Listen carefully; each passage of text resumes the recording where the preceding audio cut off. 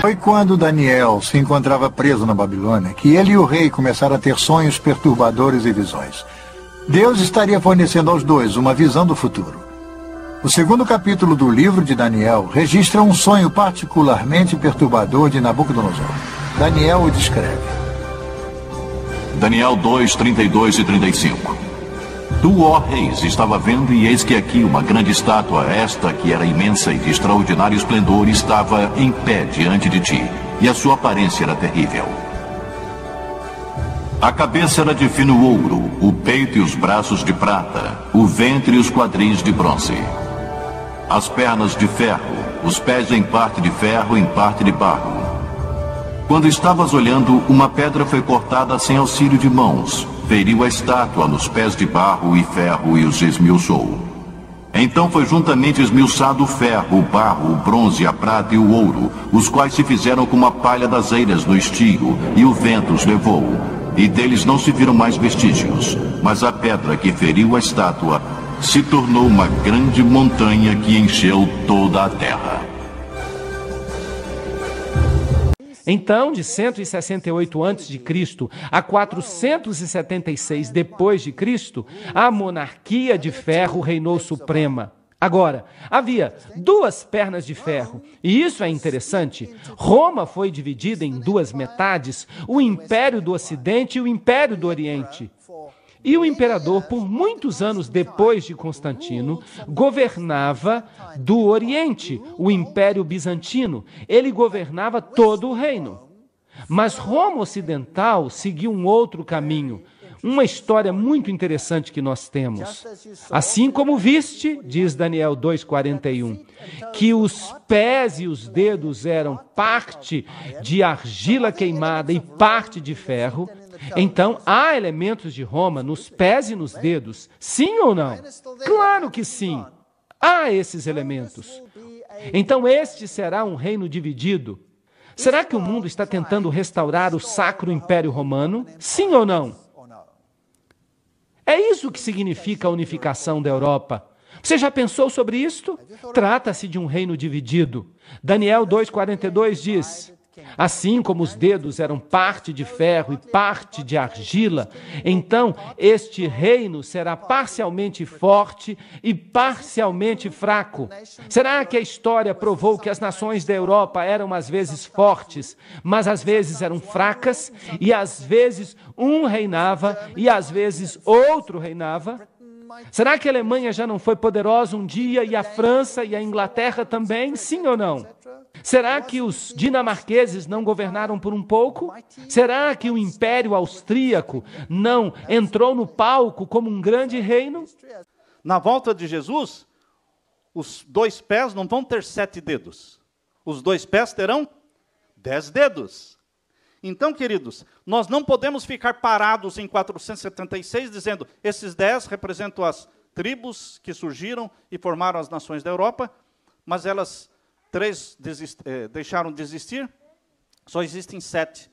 Nós temos que avançar no tempo, porque a pedra não está falando do passado, a pedra está falando do futuro, da volta de Jesus. Na volta de Jesus, o mundo estará dividido em 10 reinos.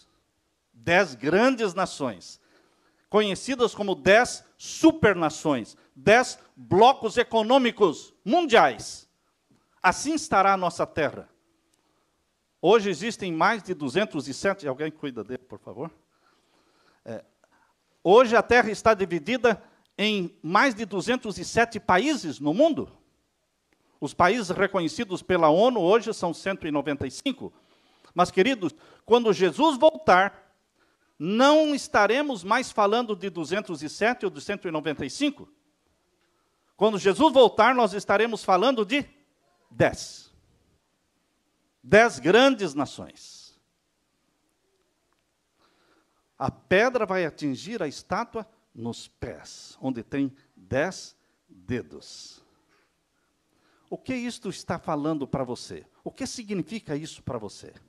Nós estamos vivendo hoje nos dias das 10 nações, dos 10 blocos econômicos, das 10 supernações que estão se formando de 1993 para cá.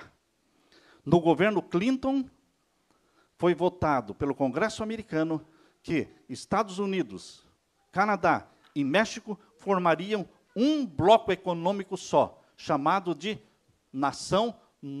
União Norte-Americana, NAFTA. NAFTA. Queridos, em 93, no ano de 93, foi votado também na Europa a formação da União Europeia. Em 93 foi votada a União Europeia, em 93 foi votada a União Americana, formando 2 blocos econômicos. E agora, queridos, Obama está simplesmente cumprindo com o projeto. A legalização dos imigrantes. 11 milhões de imigrantes que serão legalizados. Ele já falou sobre isso publicamente, e ele está trabalhando para fazer isso esse ano ainda. Queridos, esses 11 milhões de imigrantes, provavelmente, não estou dizendo que serão, mas provavelmente serão os primeiros a receber um ID norte-americano, da União Norte-Americana, que inclui Estados Unidos, México e Canadá. A nação número 1 do mundo continuará sendo os Estados Unidos, sendo acrescido pelo Canadá e pelo México, com uma população de cerca de 400 milhões de habitantes. A nação número 2 é a União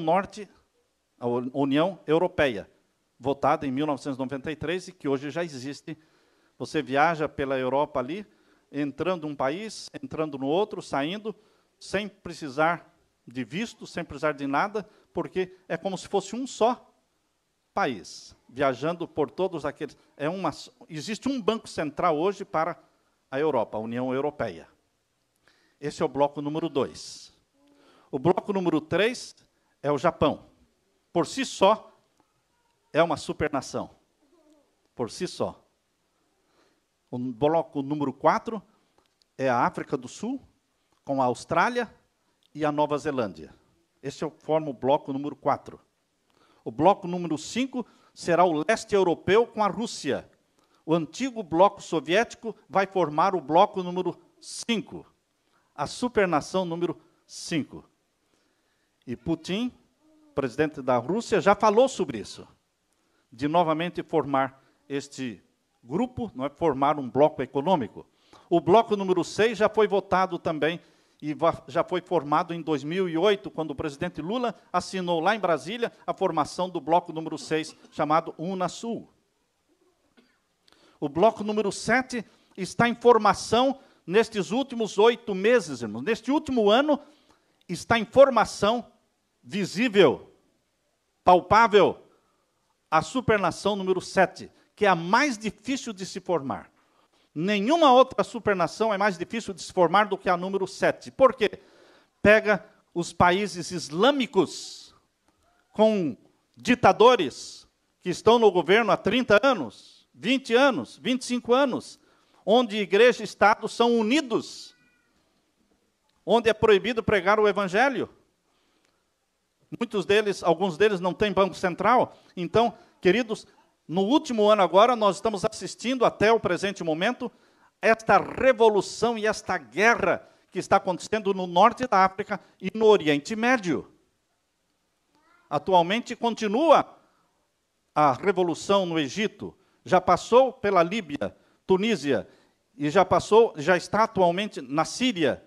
E, queridos, todos esses países do norte da África e o Oriente Médio, eles vão formar a nação número 7. A nação número 8 começou agora, a questão de 15 dias atrás, meio mês atrás, começou então a formação da nação número 8. Perceberam que agora Mali foi invadida pela França, e agora, esta semana, os Estados Unidos disse que vai colocar lá em Mali uma base. Mali é o começo da revolução para dominar a América, a África Central, chamada África Tropical. Essa é a nação número 8, que estará se formando. Nação número 9 é o sul e o sudeste da Ásia. Pegando a Índia e pegando todos os países do sudeste da Ásia ali, vai formar então a nação número 9. E a nação número 10 é a China. Por si só, China forma-se uma nação e Japão forma uma nação. Japão número 3, a número 3 e a China número 10. Estas são as 10 supernações. Mas sabem, queridos, que em 1974 foi escrito um livro, A Humanidade no Ponto da Virada. 1974 foi escrito esse livro, faz muito tempo. E neste livro tem um mapa, com as 10 nações, com esses nomes que eu falei para vocês. Em 1974. É coincidência? Não, queridos. O projeto da nova ordem mundial é o projeto do mundo todo dividido em 10 supernações. A nova ordem mundial não é outra coisa senão o mundo unido econômica, política e religiosamente. A nova ordem mundial fala de uma união política, união econômica e união religiosa entre os 10 países, 10 supernações. Este é um sinal da volta de Jesus. Queremos, antes de abrir a palavra de Deus, orar mais uma vez, assentados como estão. Pai querido, querido Jesus, derrama sobre nós o Espírito Santo. Fala ao nosso coração. Abre a nossa mente e que jorre luz celestial sobre a nossa mente ao estudarmos a Tua palavra. Em nome de Jesus. Amém. Que bom estarmos aqui, queridos. E hoje nós vamos estudar um tema que não é fácil, mas é um tema que a palavra de Deus nos apresenta e que precisa ser conhecido. O decreto dominical, da Blue Law. O que é isso? Blue Law. Blue Law quer dizer a lei azul. Mas por que lei azul? Porque nos Estados Unidos da América do Norte, todas as leis dominicais são escritas em papel azul. Então, se você procurar sobre a lei dominical em inglês, você deveria colocar esta frase, da Blue Law, e você vai encontrar muita coisa sobre isso. Porque elas eram escritas em papéis azuis. Mas existem leis dominicais nos Estados Unidos? Queridos, existem 50 estados americanos. E dos 50 estados americanos, existem 49 estados que têm lei dominical, da Blue Law. Unicamente o Alasca não tem. Todos os outros estados têm leis diferentes dominicais. Existem algumas leis que são leis simples assim, de não vender bebida alcoólica aos domingos. Uma lei dominical simples, certo? Existem outros estados que têm outro tipo de lei, assim, que proíbe vender carros aos domingos. Existem outros estados que proíbem esportes aos domingos. E assim por diante. 49 estados dos 50. Mas existem 2 estados americanos, que é o estado da Virgínia e é o estado de Connecticut, que possui lei com pena de morte para aqueles que trabalham domingo. É interessante que eu morava na Virgínia, onde tinha pena de morte para quem trabalha domingo. E fui para Connecticut, transferido, que é outro estado que também tem pena de morte para quem trabalha no domingo. E então você pode me perguntar, então pastor, há pessoas sendo mortas por estarem trabalhando domingo? Não. Porque estas leis, por exemplo, a de Virgínia foi aprovada em 1610. Ela existe, mas não está sendo aplicada. Mas ela existe. Ela está guardada. E no momento certo ela só será aplicada. Portanto, meus queridos, a lei dominical é um assunto muito quente nos Estados Unidos. É um assunto que muitos buscam saber mais e mais. Nós falamos que a nova ordem mundial é um sistema de governo que está em processo de implantação no mundo. E sabem, queridos, que a nova ordem mundial não possui e não planeja liberdade religiosa. A nova ordem mundial não prevê liberdade de pensamento ou liberdade de imprensa. A liberdade de pensamento, de imprensa e liberdade religiosa tão exaltados, tão defendidos nos Estados Unidos da América do Norte, deixarão de existir uma vez que a nova ordem mundial seja solidificada. O grande selo dos Estados Unidos, que vocês estão vendo, possui no pé da pirâmide uma frase: Novus Ordo Seclorum. Está em latim. E nós já dissemos para vocês que este é o sonho do Illuminati, este é o sonho dos maçons, este é o sonho dos Estados Unidos da América do Norte, este é o sonho do Vaticano. Qualquer líder mundial, presidente, governo, reis e rainhas, que não gostarem deste plano, não terão sucesso. Os presidentes dos Estados Unidos ou foram enganados, ou eles fizeram uma decisão consciente de se ajoelharem diante de Baal, de se ajoelharem diante do Deus da maçonaria, cujo nome é Abaddon, para poderem ter fama, para poderem ter sucesso no seu governo. Queridos, há 100 anos atrás, foi escrito um livro, eu o tenho em minha casa, já li esse livro.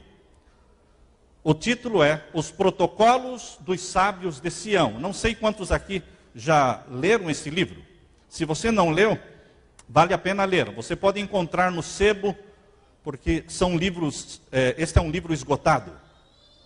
Os Protocolos dos Sábios de Sião é um livro escrito há mais de 100 anos, é um projeto do Illuminati, e ali diz que o terrorismo é a palavra-chave na implantação da nova ordem mundial. Terrorismo.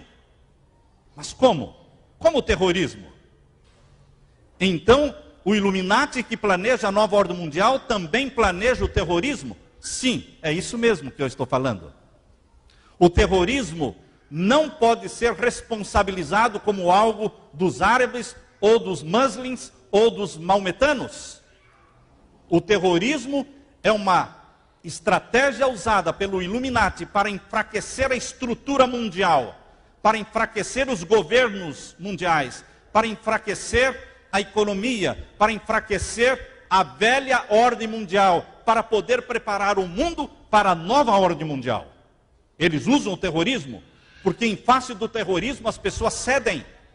Por causa do medo, as pessoas concordam com coisas que nunca concordariam se não fosse pelo medo. Querem um exemplo? A queda das Torres Gêmeas, em 2001, 11 de setembro de 2001.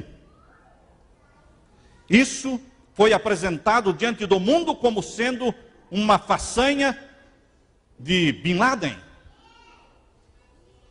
Mas, queridos, Bin Laden faz parte do time do Illuminati. Por isso ele não foi preso até hoje. Saddam Hussein, do Iraque, que queria dominar o mundo sozinho, lembram-se dele? Estava planejando reconstruir Babilônia, e Deus disse em sua palavra que Babilônia não seria reconstruída nunca. Mas Saddam Hussein estava tentando reconstruir Babilônia, construiu lá 2 palácios. Estava trabalhando contra a Bíblia. E ele não concordava com a nova ordem mundial, ele cria que ele seria o novo Nabucodonosor dos tempos modernos, dominando o mundo. O que é que aconteceu com ele? Foi eliminado. Aqueles que não se enquadram dentro do projeto do Illuminati sobre nova ordem mundial, terá que ser riscado do mapa. Mas por que Bin Laden não foi achado até hoje? Porque não é plano ser achado. Vocês sabem que naquele dia 11 de setembro de 2001, quando as 2 torres gêmeas caíram, e quando o Pentágono foi atacado, Todos os aeroportos dos Estados Unidos foram fechados. Não aterrissava e não decolava nenhum avião. Estava tudo fechado. O único avião que decolou dos Estados Unidos após as Torres Gêmeas caírem foi um avião com a família do Bin Laden. Mas como? Se ninguém podia decolar e nem aterrissar. Porque George Bush autorizou esse avião decolar, levando a família do Bin Laden, que estava nos Estados Unidos. Querido, a família do Bin Laden tem negócios com a família Bush no petróleo. No passado já foram sócios. Existe um documentário preparado por um repórter americano, cujo nome é Michael Moore. Se você entrar na internet e colocar o nome dele, Michael Moore, ele preparou um filme documentário sobre o ataque de 11 de setembro de 2001. Ele é um americano e ele mostra a responsabilidade do governo americano no ataque.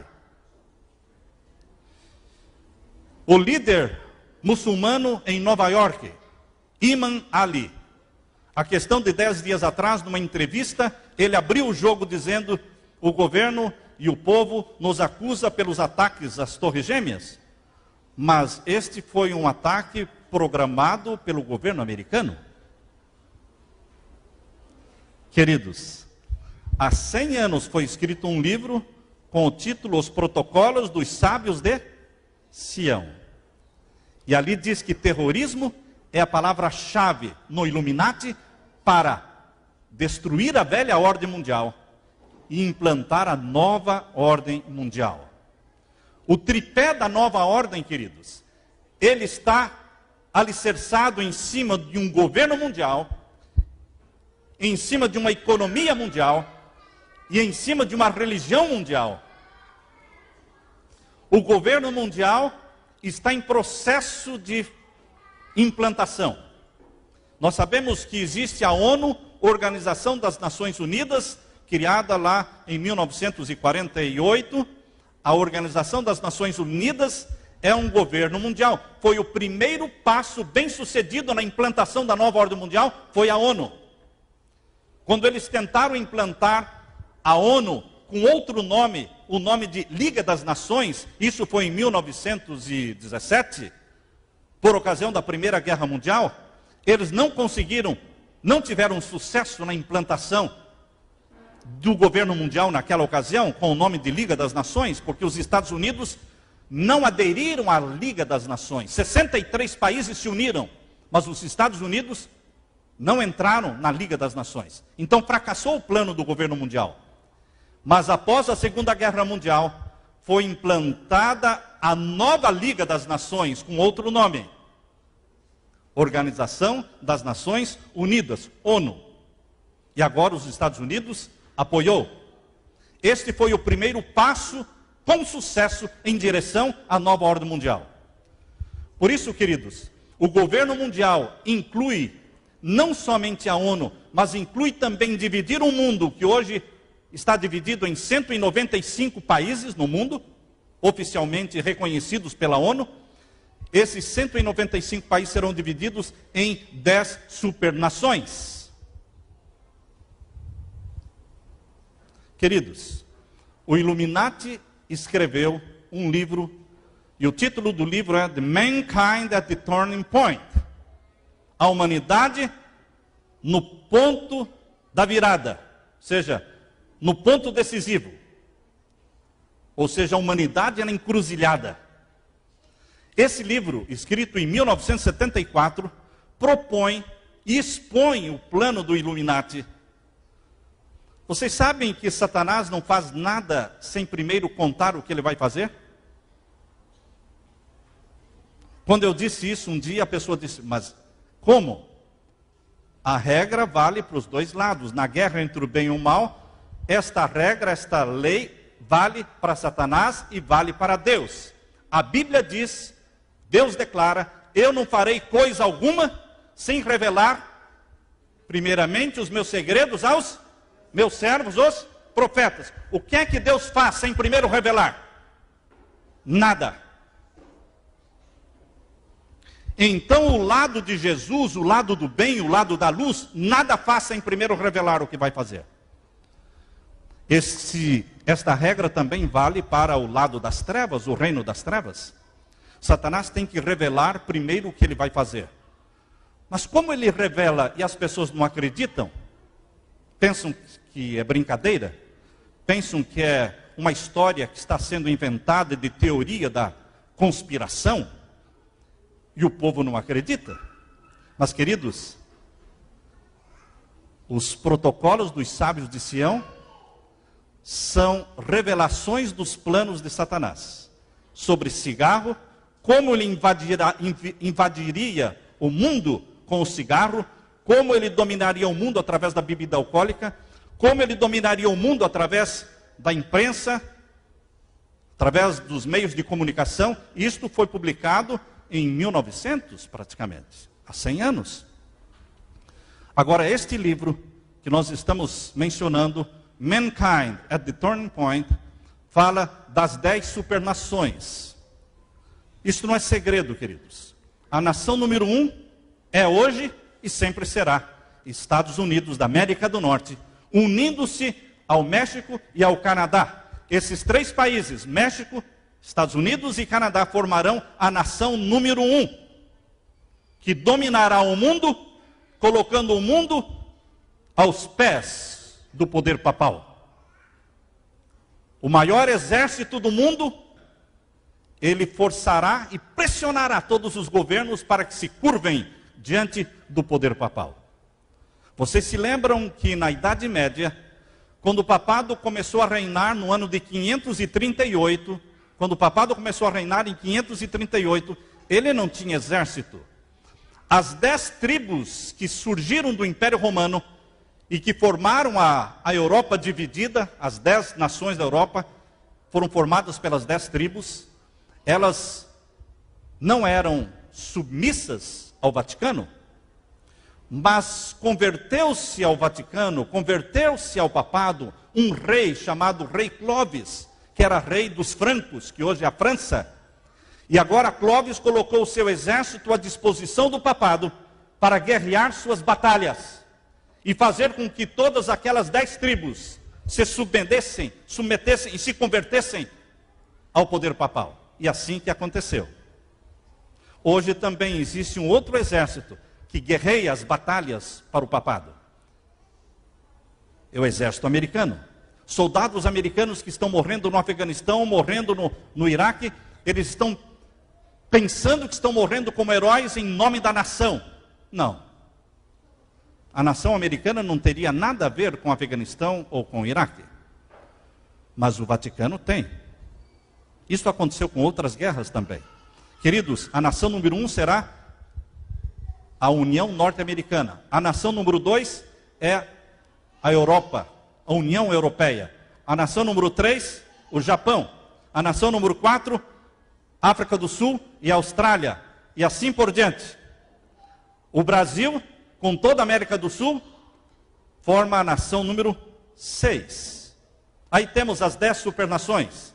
União Norte-Americana, aprovada oficialmente pelo Congresso americano no ano de 1993, no governo de Bill Clinton, reunindo 3 países. A União Europeia, aprovada também no ano de 1993, reunindo 27 países. Vocês acham que foi coincidência que no ano em que foi fundada a União Europeia, também foi fundada a União Norte-Americana? Não, queridos, não é coincidência, é planejado. São passos que estão sendo dados para o estabelecimento das 10 supernações. E eu posso dizer a você que são passos de um Deus que está voltando, porque são sinais proféticos que estão se cumprindo. Porque Apocalipse capítulo 17 já mencionava sobre o surgimento e a formação dessas 10 supernações mundiais. O Japão, Austrália, África do Sul, leste europeu, incluindo a Rússia, Unasur. O que é o Unasur? O Unasur é a união do Brasil e os outros 11 países da América do Sul. Incluíram também a Venezuela. A pedido do Chaves, ele entrou na Unasur.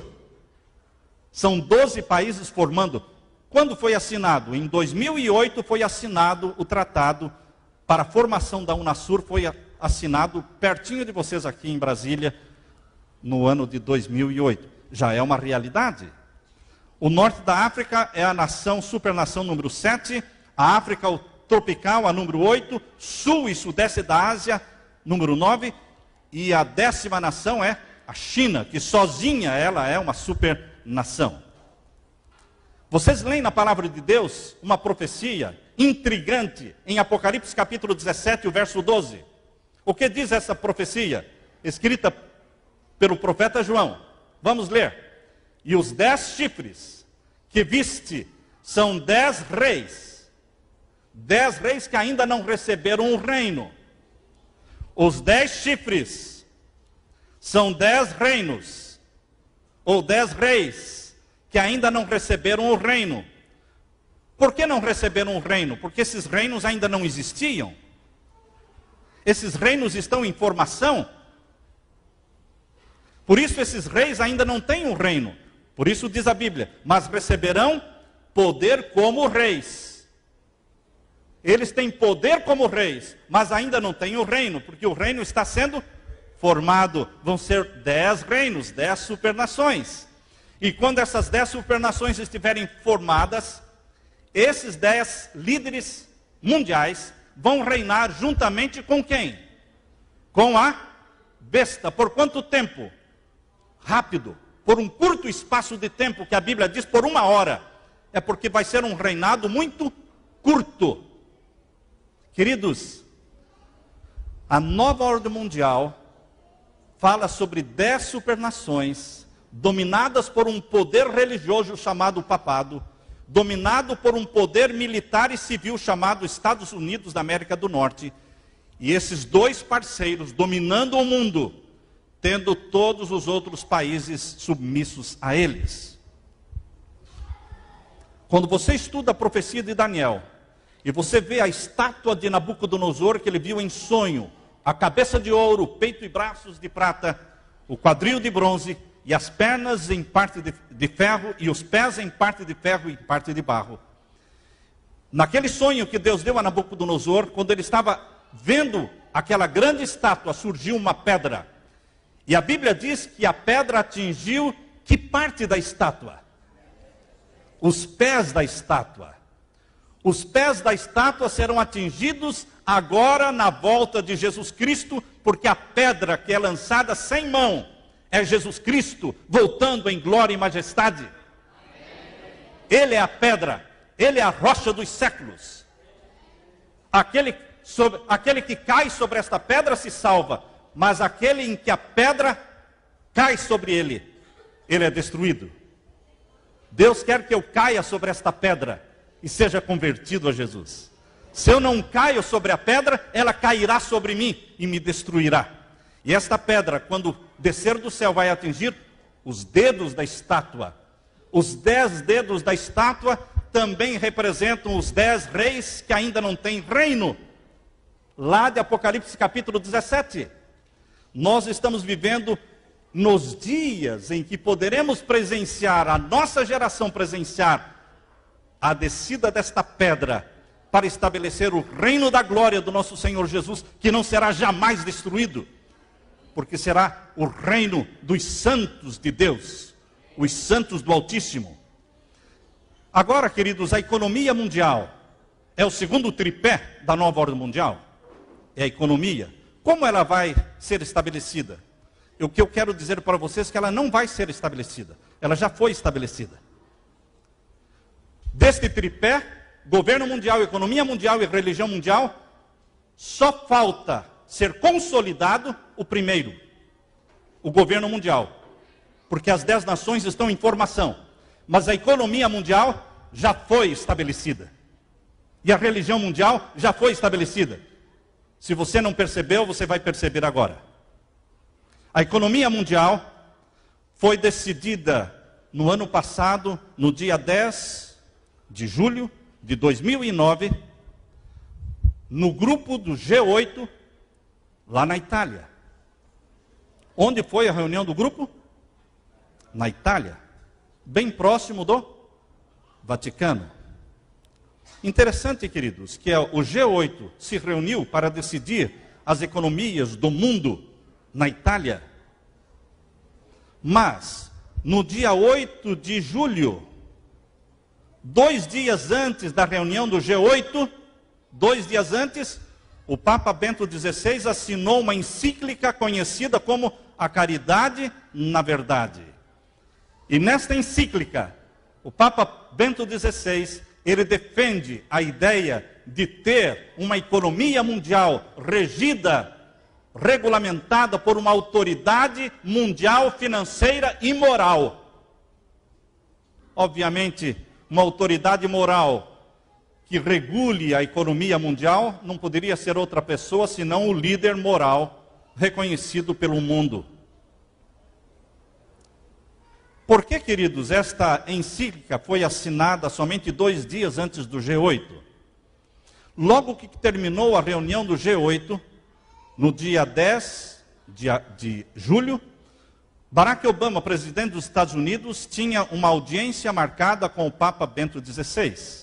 Isso deve ter ocorrido no dia 11 ou no dia 12 de julho. E nesta audiência ele recebeu de presente do Papa a encíclica com uma capa linda de couro.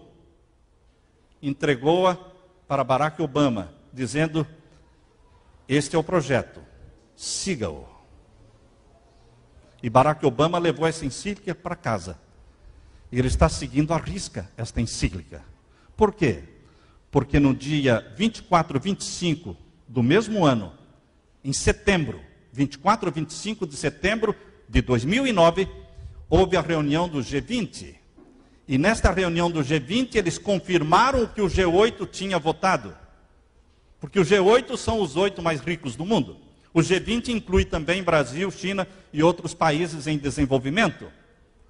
Queridos, o presidente da União Europeia, Herman Van Rompuy, disse: a economia mundial foi estabelecida em 2009, na reunião do G20, em Pensilvânia, nos Estados Unidos. Quem falou isso? O presidente da União Europeia. Nós devemos acreditar no que ele diz. O presidente do Irã também, se bem que muitos não gostem dele, mas ele também disse: a nova ordem mundial já começou. Queridos, nós estamos vendo, portanto, que a economia já foi estabelecida em suas regras. E a economia mundial será regida fortemente com mão de ferro através dos bancos centrais. Os bancos centrais recebem orientação diária diretamente do Banco da Inglaterra. Quem controla o Banco da Inglaterra é a família Rothschild. A família Rothschild iniciou o sistema de bancos centrais no mundo. É uma ideia que nasceu na mente esperta de Satanás, aquele Deus chamado Deus Mamon, o Deus da riqueza. Ele criou essa ideia de bancos centrais, porque bancos centrais são bancos privados, não pertencem ao governo. Bancos centrais, todo mundo pensa que pertence ao governo. Mas eles deixam que o presidente da República indique o diretor do Banco Central para que todos acreditem que pertence ao governo, mas não é do governo. Existem países em que o Banco Central tem uma parceria com o governo, mas essa parceria com o governo não passa de 49%. Por quê? A maioridade, ou seja, a maioria das ações pertence ao banco privado. Mas nos Estados Unidos da América do Norte, o Banco Central é 100% privado, não tem nenhuma parceria com o governo americano.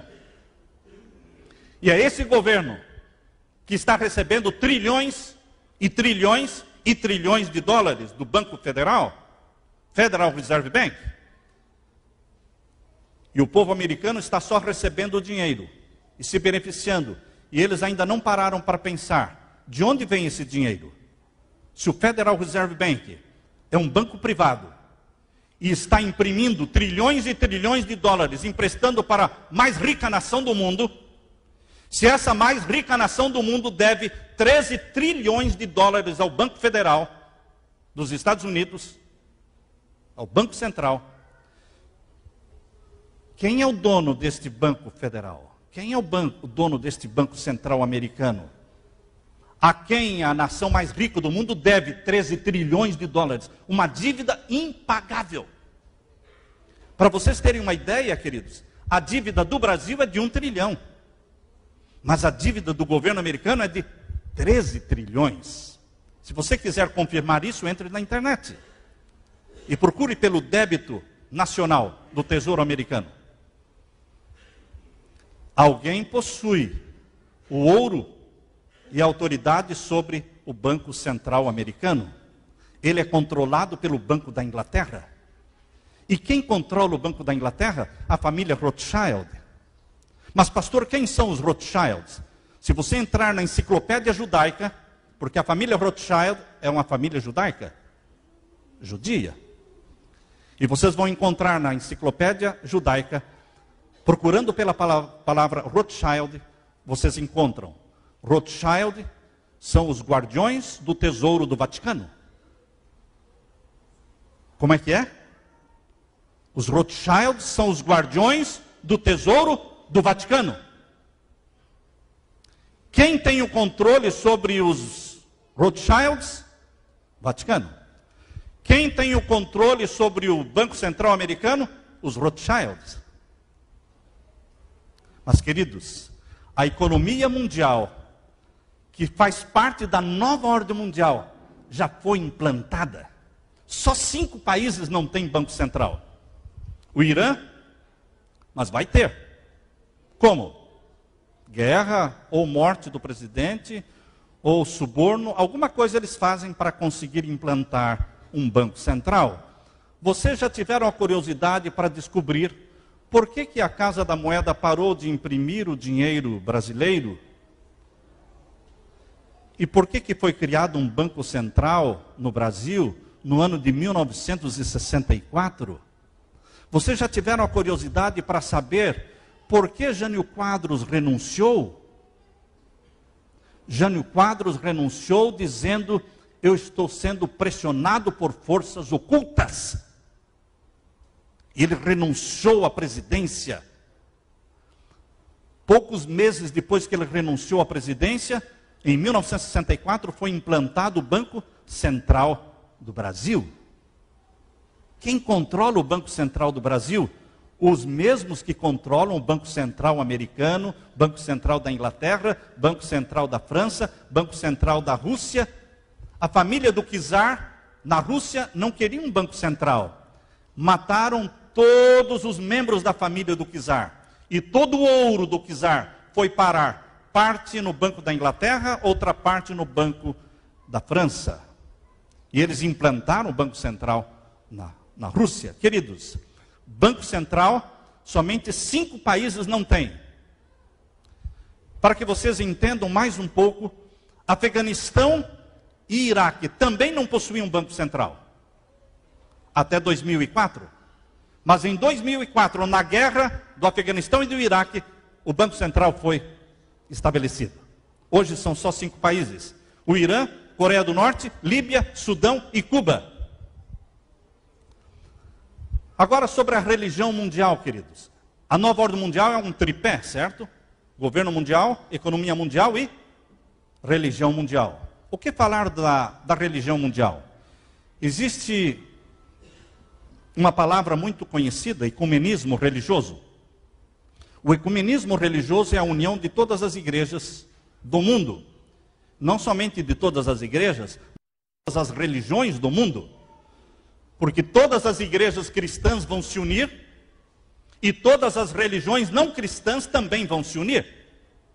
Porque todas as igrejas cristãs creem que a alma é imortal, que quando a pessoa morre, só morre o corpo e a alma continua viva eternamente, e vai ficar viva eternamente queimando no fogo do inferno, sem morrer nunca.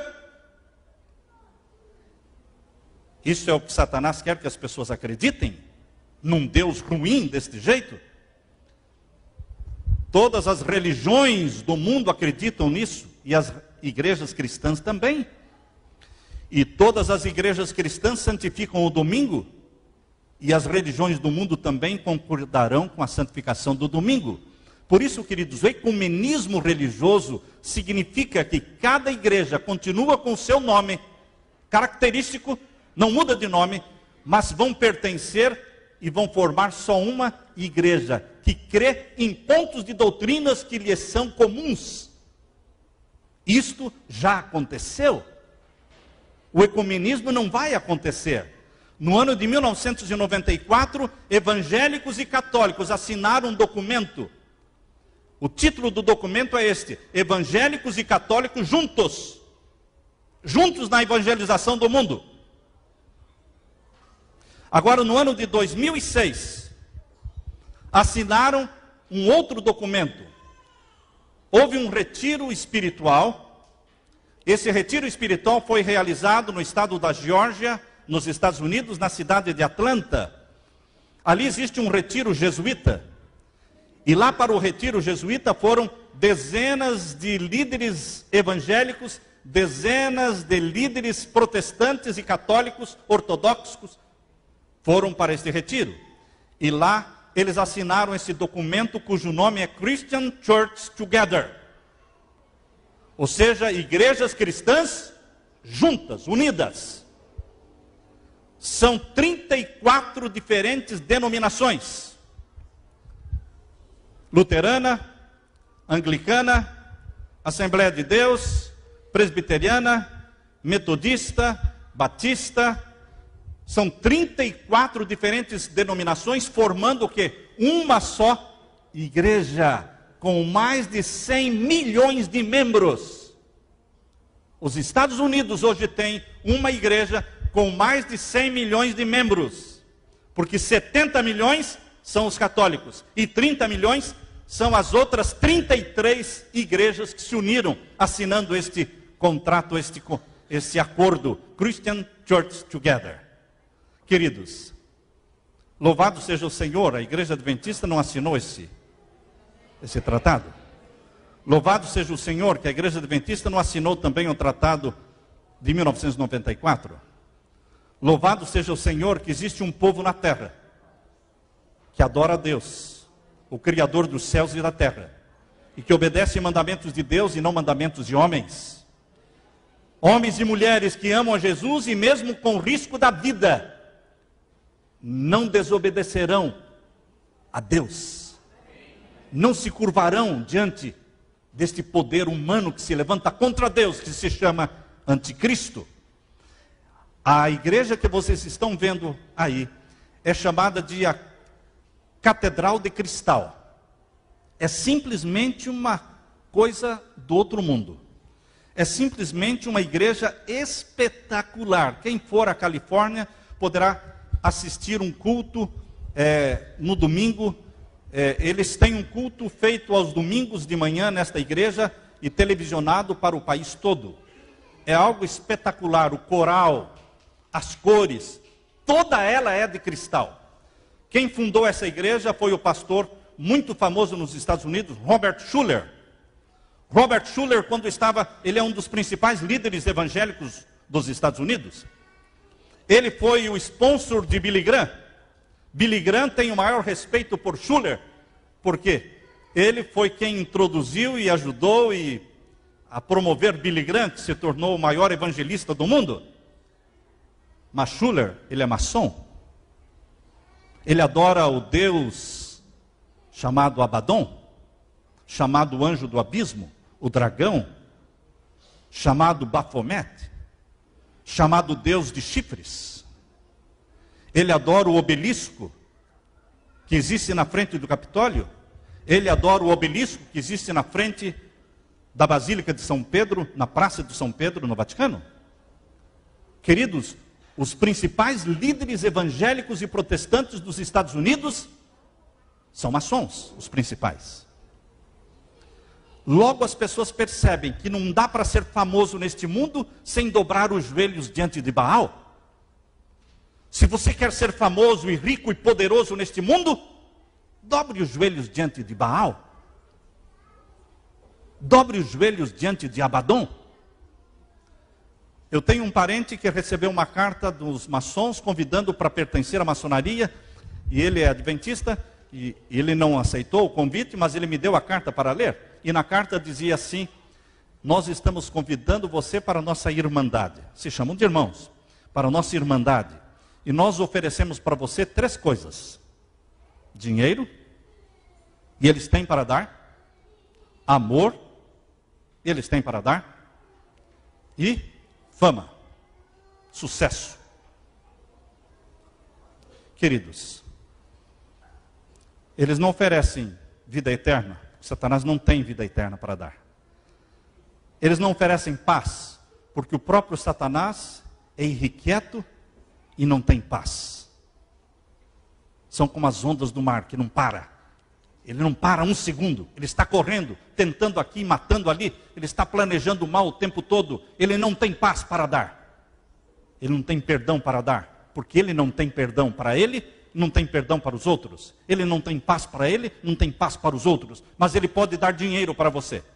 Se alguém aqui quer dinheiro, procure com Satanás. Ele pode dar. Agora, Jesus não promete para você dinheiro, nem fama. Jesus disse: o Filho do Homem não tem onde reclinar a cabeça. As raposas têm os seus covis, os pássaros têm os seus ninhos, mas o Filho do Homem não tem onde reclinar a sua cabeça. Jesus Cristo, fundador do cristianismo, Filho de Deus, que nasceu na terra, escolheu nascer pobre. Ele não nasceu pobre por azar. Não. Ele escolheu pobre, ele nasceu pobre por opção. Eu não sei se alguém teria essa coragem aqui dentro, de escolher nascer pobre. O pai disse para o filho: filho, você vai nascer da Virgem Maria, gerado pelo Espírito Santo, e eu estou escolhendo que você nasça pobre. Vai ser melhor para você. E você vai fundar uma religião chamada religião dos pobres. E você vai pregar as bem-aventuranças, dizendo: bem-aventurados os pobres. Porque a maioria do mundo é pobre. Os ricos também se salvam em Jesus Cristo. Mas a maioria, Jesus pregou para a maioria. Queridos, quem quiser dinheiro, quem quiser riqueza, o pão de cada dia, Jesus prometeu: Pai nosso de cada dia, dá-nos o pão nosso de cada dia. Mas ele não promete o quê? Riqueza. Porque riqueza é mais provação do que bênção. Riqueza é mais provação do que bênção. Quando você estiver ganhando muito dinheiro, meu querido irmão, não diga: eu estou sendo abençoado, diga: eu estou sendo provado. Porque quando eu sou pobre, eu conheço os meus amigos. Mas quando eu me torno rico, meus amigos me conhecem. Porque nem Salomão, o homem mais sábio na terra, conseguiu escapar das tentações do quê? Da riqueza. Por isso, meus queridos, Satanás trabalha muito espertamente neste lado da riqueza, oferecendo dinheiro, fama para os artistas, para os cantores, para as estrelas da televisão e de Hollywood. Robert Schuller, quando estava construindo essa catedral, ele foi até o Vaticano levando uma foto e mostrou para o Papa e pediu a bênção do Papa sobre a igreja antes de ser inaugurada. Robert Schuller disse: é tempo dos protestantes virem ao pastor, o Papa, e dizerem: o que devemos fazer para voltar para o lar? Esse é um dos principais líderes evangélicos do mundo. Billy Graham, ele também sempre esteve voltado para o Vaticano. Billy Graham também é maçom. Eu, quando me formei como pastor, eu comprei todos os livros de Billy Graham, li todos os livros de Billy Graham, e eu tenho todos esses livros. Mas através das pesquisas de 20 anos, eu descobri algo que eu preferia não descobrir. Que este grande homem de Deus, conhecido mundialmente, ele é maçom, ele é adorador de Abaddon. Ninguém pode se tornar tão famoso de ter um nome na calçada da fama. Sabem que lá em Hollywood existe a calçada da fama, com o nome de Michael Jackson e de outros famosos. Lá está o nome de Billy Graham. Para ter um nome na calçada da fama, não pode pregar contra o pecado. Não pode pregar contra o homossexualismo, contra o aborto. Para ter o nome na calçada da fama, temos que fazer pacto com aquele que promete dar fama e sucesso. Este é Satanás. Porque Jesus Cristo não tem o nome na calçada da fama. Jesus Cristo viveu perseguido, como um fugitivo, e foi sacrificado. E Jesus Cristo disse: aqueles que me amam padecerão perseguições. Ele não disse: aqueles que me amam terão seus nomes no livro ou na calçada da fama. Os que amam a Jesus Cristo terão seus nomes no livro da vida do Cordeiro. Entrarão na Nova Jerusalém pelos portões de pérola, andarão pelas ruas e avenidas de ouro. Mas lá no céu, queridos, mas nessa terra, os filhos de Deus serão perseguidos. Perseguiram a mim, disse Jesus, perseguirão a vós. Mas não temam, porque eu estou com vocês. O Senhor é meu pastor e nada me faltará. Ainda que eu ande pelo vale da sombra da morte, não temerei mal algum, porque tu estás comigo. Jesus não diz que você não vai passar pelo vale da sombra da morte. Mas o que Jesus diz é que, mesmo que você passe pelo vale da sombra da morte, eu estarei com você. Eu não deixarei você. Essa é a religião de Jesus. Mas, queridos, os principais líderes evangélicos do mundo e dos Estados Unidos reconhecem e aceitam o Papa como líder mundial. Agora vejam o que Deus escreveu no livro Grande Conflito. Na página 581, Deus escreveu assim: poucos sabem os protestantes do que estão fazendo ao se proporem aceitar o auxílio de Roma na obra de exaltação do domingo. O livro Grande Conflito foi escrito em 1880. A primeira visão que ela teve foi por volta de 1800, na década de 1860. Queridos, a primeira visão do conflito dos séculos é um livro muito antigo. E ela disse que o domingo chegaria um momento em que seria exaltado pelos protestantes, homenageando o poder papal. Exaltando o domingo, homenageamos o Criador do domingo. Poucos sabem os protestantes do que estão fazendo ao se proporem aceitar o auxílio de Roma na obra da exaltação do domingo. Roma está visando restabelecer o quê? O seu poder. Para quê? Recuperar a supremacia perdida. Que supremacia perdida é essa? Que Roma perdeu. 1260 anos de supremacia. 1260 anos de supremacia papal que começou em 538 da nossa era e acabou em 1798. 1260 anos. Como acabou essa supremacia? Quando Napoleão Bonaparte deu ordem ao seu general Berthier invadir Itália, cercar Roma e derrubar o papado. E prendeu então o Papa Pio VI, que foi preso para a cidade de Valença, na França, e lá morreu aos 82 anos de idade. Ali foi o fim da supremacia papal, mas não do reino papal. Eles continuaram existindo como um reino estatal, porque tinham 20 cidades chamadas os estados papais. Mas no ano de 1870, Garibaldi, casado com uma brasileira, a esposa de Garibaldi, na Itália, era brasileira. Garibaldi, em 1870, decretou que os estados papais seriam cancelados.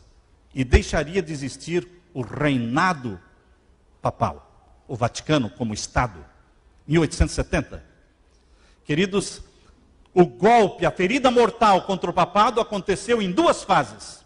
A primeira fase foi 1798, quando ele perdeu a supremacia papal. A segunda fase do golpe mortal foi 1870, quando ele perdeu o quê? O reino papal. A recuperação da ferida mortal também será em duas fases. Em 1929 começou a recuperação e a cura da ferida mortal. Começou quando? 1929, com o Tratado de Latrão sendo assinado por Benito Mussolini e Cardinal Gaspari. Queridos, o Tratado de Latrão devolveu ao Vaticano o status de reino, de poder civil, mas não devolveu a supremacia papal. A supremacia papal só será devolvida e recuperada quando for implantado o decreto dominical. Quando for implantado o decreto dominical, em termos de mundo, então a recuperação da supremacia papal terá acontecido. A cura da ferida mortal, então, estará totalmente feita, curada. Portanto, meus queridos, aqui diz o grande conflito, que Roma está visando restabelecer o quê? O seu poder e recuperar a supremacia perdida. O decreto dominical vai devolver ao papado a supremacia perdida. Quando vai acontecer esse decreto dominical? Bom, queridos, dentro de poucos dias, poucos meses, poucos anos, tudo pouco. Os últimos acontecimentos serão bem rápidos. No livro Grande Conflito, página 588, diz que Satanás vai aparecer como um anjo de luz para influenciar governos a aprovarem o domingo como dia sagrado. Satanás vai aparecer como anjo de luz. Mas, pastor, ele não vai aparecer como Jesus? Vai aparecer como Jesus depois do fechamento da porta da graça. Depois do fechamento da porta da graça, ele aparece como Jesus, andando na terra. Mas antes do fechamento da porta da graça, ele aparece como anjo de luz para influenciar governos e reinos para aprovarem mundialmente o decreto dominical. Então se cumpre o que está em Apocalipse 13, versos 15 a 17, e faz que a todos, pequenos e grandes, ricos e pobres, seja-lhes posto o quê? Um sinal na sua mão direita ou nas suas testas, para que ninguém possa comprar ou vender, senão aquele que tem o sinal, ou o nome, ou o número do seu nome. São três coisas: o sinal, o nome, ou o número do nome. Qual é o sinal do anticristo? Queridos, o sinal do anticristo é o domingo. Por quê? Porque a verdade e a mentira andam próximas. Se o sinal de Deus é o sábado, o sinal do anticristo também é um dia da semana. Mas não é um dia da semana que está longe do sábado. O dia que está mais encostado no sábado é o domingo. A mentira sempre está pertinho da verdade. Então existem 3 dias sagrados no mundo. Existe a sexta-feira sagrada dos muçulmanos, certo? Existe o sábado sagrado da palavra de Deus, 7º dia. Existe o domingo guardado pela maioria do mundo. Desses 3 dias sagrados, 1 é verdadeiro e 2 são falsos. A verdade está espremida no meio de 2 mentiras. Está difícil de entender, meu querido irmão? Não. A moeda falsa, uma nota falsa, se parece muito com a verdadeira. E o que surge primeiro, a falsa ou a verdadeira? A verdadeira surge primeiro?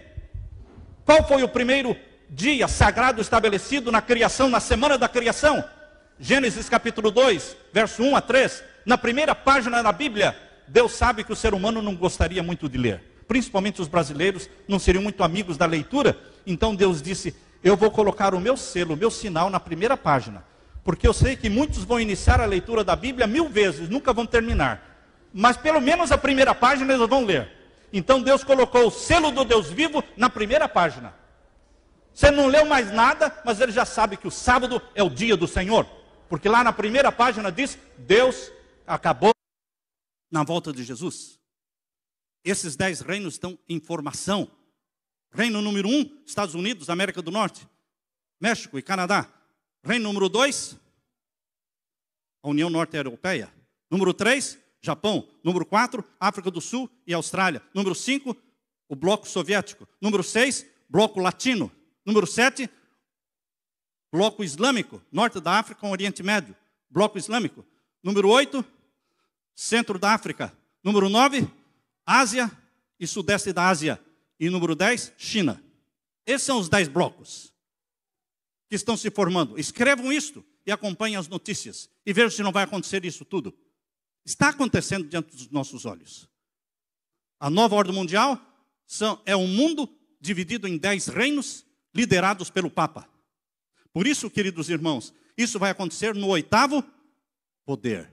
Porque não existe nono. Não existe nono. O 8º é a soma dos 7. É o último, é o clímax. É o fim. Capítulo 17, verso 12.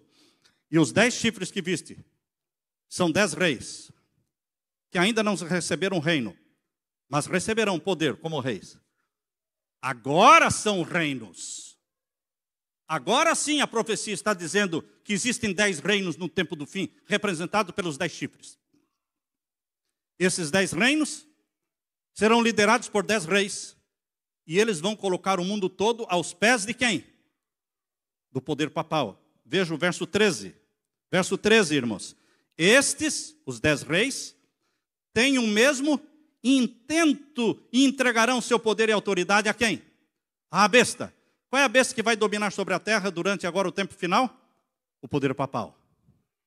E depois que cair o poder papal, virá então a besta do abismo, Satanás personificando Cristo e sendo adorado pelo mundo todo. Nós estamos vivendo um momento da transição, irmãos. Da 7ª cabeça sendo substituída pelo 8º poder. Quanto tempo vai durar esse 8º poder? Não sabemos quanto tempo vai durar. Mas é um poder duplo. De que lado você está? Vejam agora o verso 14. Verso 14. Estes combaterão contra o Cordeiro, e o Cordeiro os vencerá. Aleluia! Porque é o Senhor dos senhores, e é o Rei dos reis. E o que mais? Vencerão os que estão com ele, com o Cordeiro, chamados e eleitos e fiéis. Você é chamado por Deus, você é eleito, você é fiel, e você vencerá com o Cordeiro, porque ele é o vitorioso de todas as batalhas. O nome de Jesus, no grego, é Jesus. E somando o nome de Jesus em grego, Jesus, dá 888. Para os judeus, número 6 era o número do homem, número da intranquilidade. Número 7 era o número da perfeição. Número 8 era o número da vitória.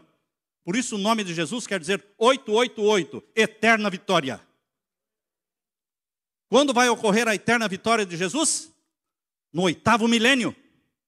Quando acabar o 7º milênio, a cidade santa desce do céu. E Satanás será queimado e Deus cria um novo céu e uma nova terra. Este começo de novo céu e nova terra é chamado de 8º milênio. É a nova ordem mundial de Deus. O novo céu e a nova terra. Quando é que vai acontecer a nova ordem mundial de Satanás? No 8º poder. Uau! Quando vai acontecer a nova ordem mundial de Satanás? No 8º poder. Quando vai acontecer a nova ordem mundial de Deus, novo céu e nova terra? No 8º milênio. Porque o número 8 representa a vitória. A vitória de Satanás agora no 8º poder, ela é efêmera.